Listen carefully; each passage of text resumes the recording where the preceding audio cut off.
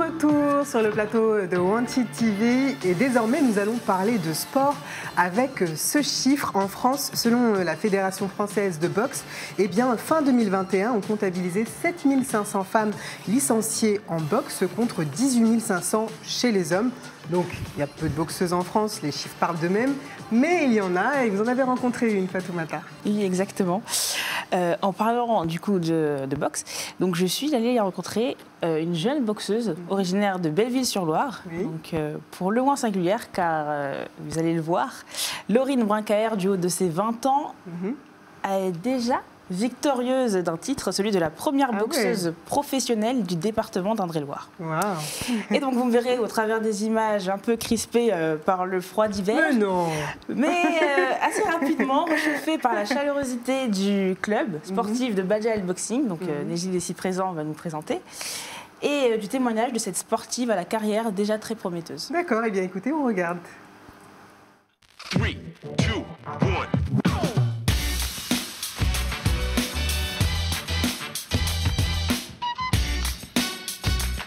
Nous sommes aujourd'hui au quartier des Fontaines et nous venons voir une invitée spéciale. Suivez-moi. Bonjour, bienvenue au El Baja Boxing Academy. Du coup, moi c'est Laurine Brincaer.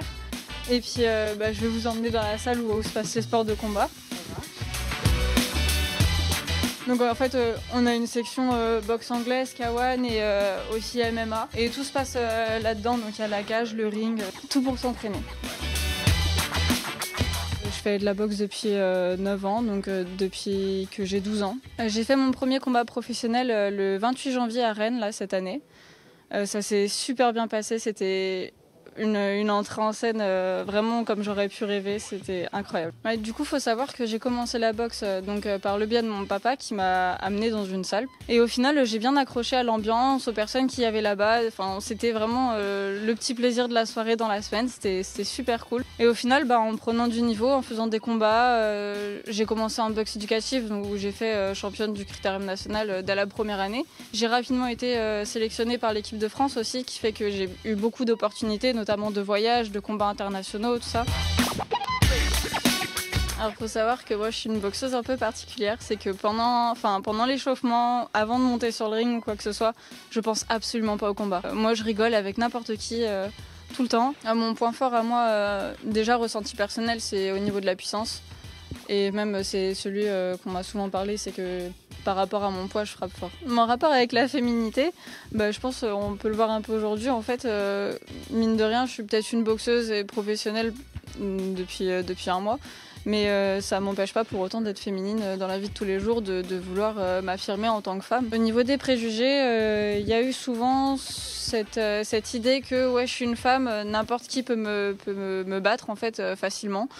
Notamment même des entraîneurs qui au début sans savoir que j'étais boxeuse ou quoi, en me voyant mettre les gants me disent ah mais tu boxes toi? Du coup oui, et quand ils savent mon palmarès derrière, c'est un peu tout l'effet contraire. On me demande depuis quand j'en fais, comment ça se passe, on me pose plein de questions derrière. Ça reste du coup mon sport de prédilection, c'est celui que j'ai choisi de faire et c'est un peu libérateur que de venir à la salle, de s'entraîner. On oublie un peu tout ce qui se passe dans la vie à côté, on arrive, on laisse les problèmes devant la porte, on s'entraîne. Voilà, toutes les hormones qui vont bien, qui fait qu'on repart, on est heureux et puis tout va bien. Et au final, le plaisir revient petit à petit comme ça. Et c'est là où on va avoir envie de remettre les gants, en fin de compte, de refaire des belles choses. Juste des trucs très simples. Ok. Par exemple, la manière dont on doit se tenir. Tu vas te mettre sur une ligne, tu as un pied de chaque côté. Voilà, les deux regardent en face. Donc tu montes tes deux mains. Et après, pour donner un bras avant, juste tu tends le bras et tu te tournes. Voilà, comme ça. Encore. Et puis c'est pareil pour le bras arrière. Et le regard, il est... Tu regardes la ligne des épaules parce que les coups, ils viennent déjà de là. C'est difficile de dire. On avance ensemble, comme on dit. C'est tout, c'est le plus important.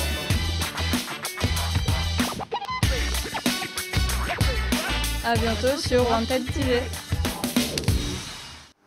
Bon, on en était là, je crois, hein, Fatoumata. C'est ça. Pas mal, hein. Allez-y, on regarde. Ouais. Peut-être. Est-ce que j'ai l'attitude? Le sourire, le regard, non pas trop, mais c'est pas mal. Peut-être qu'il y a une future boxeuse en la personne de Fatoumata, mais je pense qu'il vaudrait mieux demander l'avis d'un expert. Qu'est-ce que vous en pensez?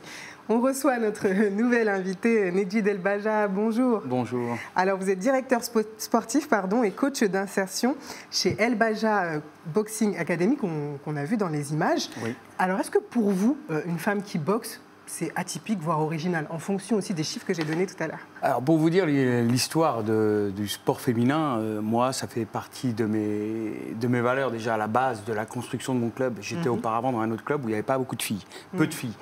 Et je me suis dit le jour que je crée mon club, ça va être une de mes priorités, d'introduire des femmes au sein de mon club, autant sur le plan sportif que gestion, on va dire ça comme ça. La présidence, on avait une présidente qui était une femme.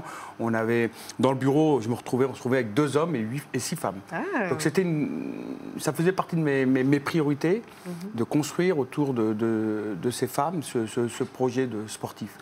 Donc ça a bien marché jusqu'ici, et tant mieux. Et comment dire, aujourd'hui, pour moi, c'est du naturel ce qui se passe aujourd'hui. Oui. Après, on a des exceptions comme là, des sportifs de haut niveau qui sortent. Et c'est une fierté. Ça veut dire que le projet qu'on a mis en place était bien réfléchi puis intéressant. Il répond à des choses. Donc voilà. Je trouve pas ça, pour moi, c'est du normal. Atypique, c'est normal. Non, pas du tout. Est-ce que vous constatez, sans être dans les clichés, hein, puisque vous dites que c'est pas original, est-ce qu'il y a la boxeuse, la femme qui boxe, elle a une technique particulière, une motivation particulière? Est-ce qu'il y a des spécificités? Comme ça, on va voir si on a des âmes de boxeuse ou pas. La femme boxeuse, elle est très, très minutieuse sur son travail. La femme boxeuse est très engagée sur son travail. Et nous, je vais vous dire en tant que coach, c'est plus facile. On pose un projet, on pose un programme de travail, elle va le suivre à la lettre.